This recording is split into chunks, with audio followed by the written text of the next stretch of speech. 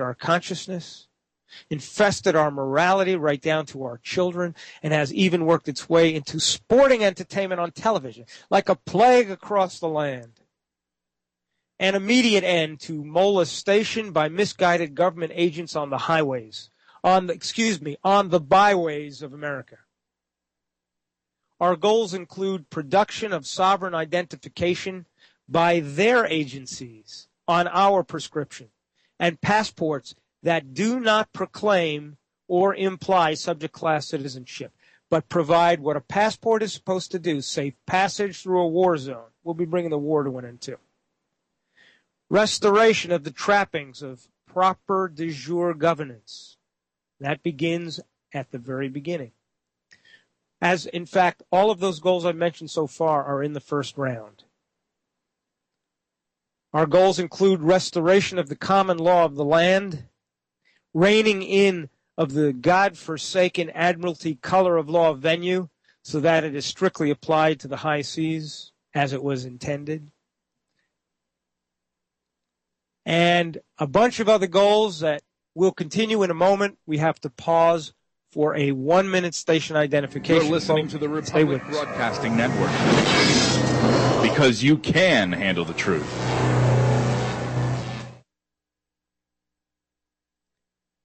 Welcome back, folks. I lied. It was only 10 seconds. I apologize.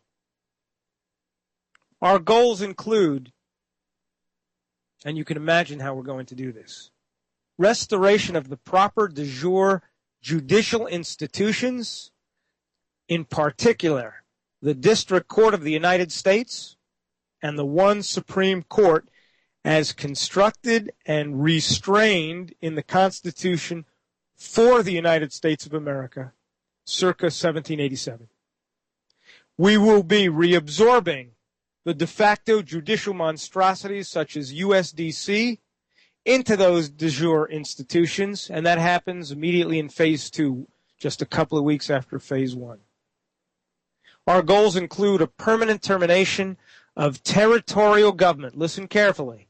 A permanent termination of the monstrosity of territorial government outside constitutional limitations, beginning with immediate voiding of the repugnancy known as Downs versus Bidwell. Our goals include shackling once and for all the monster, which is sometimes known as the District Court of the District of Columbia. Those of you who understand, the District Court is actually U.S.D.C., but U.S.D.C. is being reabsorbed into the original District Court of the United States, and the District Court of the District of Columbia will be shackled so it never again gets out of the box and floats on imagined water across the land. Our goals include recognition of sovereign status in the police data banks across the nation, and a lawful and orderly removal of the corporate state as the ruler of every aspect of your life. Now, there is one other enormous goal I believe would not be wise to discuss on the air. You can use your imaginations. The problem that's behind all of this, believe me, it is and will be addressed. So let me emphasize again, we will accomplish all of these things quickly and peacefully, without disturbing order or tranquility. Now I ask you, how can such a thing be possible? How could we possibly have that sort of radical change without cracking a few eggs and disturbing the public? Well, let me ask you to do something. Have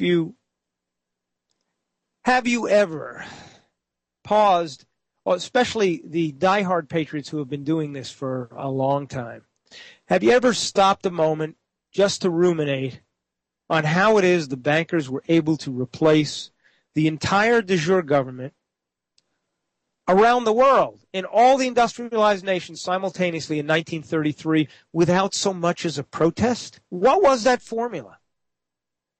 Do you not find that remarkable? How is it they managed to steal our money, steal our law and replace it with equity, steal our rights and replace it with enticed privileges, with virtually no resistance other than perhaps Congressman Louis McFadden and a handful of others who were killed? Well, I've thought about that for years. In fact, I discussed that on the air 3 or 4 years ago. I talked about the Lewis McFadden formula. And it was apparent to me some time ago that they did it quite simply because they followed historical precedent. They used a formula that has worked throughout the ages. In 1909, Paul Warburg, who is one of the most brilliant and demonic men throughout the entire recorded history of mankind, in my opinion, he brought the model for the so-called non-centralized Federal Reserve central bank system to the secret meeting on Jekyll Island, which was chaired by Senator Nelson Wilmarth Aldrich. Now, folks, that was a remarkable event. Those of you who are students of history understand there was a cry across the nation not to have central banking. That's what swept Woodrow Wilson into power. So what did he do? He signed a bill bringing in 12 banks operating under the centralized board of governors. A sham. Where do they say the best places to hide things? In plain sight. A sham if there ever was one. For those of you who are unfamiliar with Senator Aldrich, by the way, he was a member of the Council on Foreign Relations, a political propaganda arm of the banking cartels, bar none in history, and the father-in-law, no surprise, to John D. Rockefeller Jr., who's the only son of John D. Rockefeller. So I think it's safe to observe that Paul Warburg was a man of great patience and vision because he was willing to wait 20 years until 1929 to seize the world's assets. Here's something else to consider.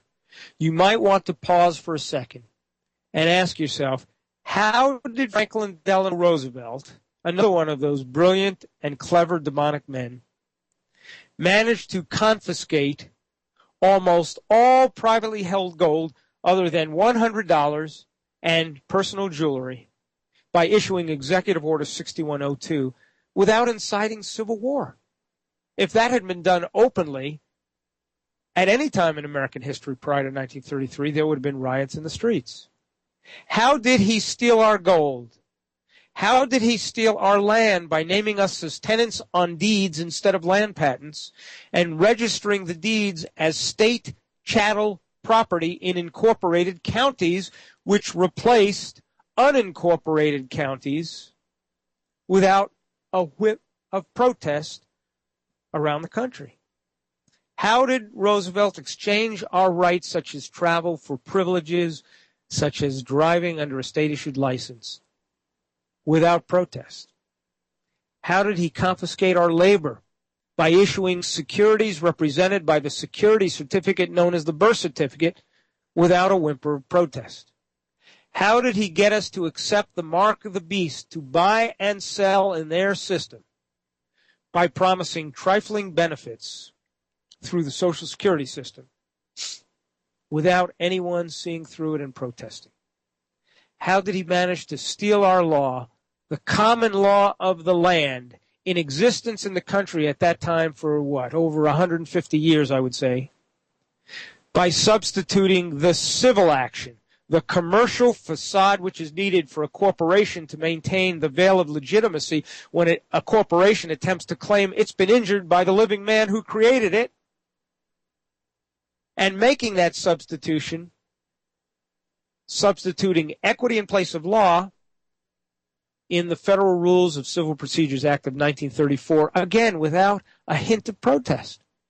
How did FDR orchestrate all of those things without a revolt? Any one of them should have triggered a revolt, right? Well, why don't you go to the opposite side of the coin? Have you ever asked yourself why every single patriot attempt to restore the American Republic has failed miserably? Could it just be that attempting to re-educate a population that has suffered 4 generations of cultural amnesia is a fool's game that is doomed to failure, and worse, likely to incite violence again?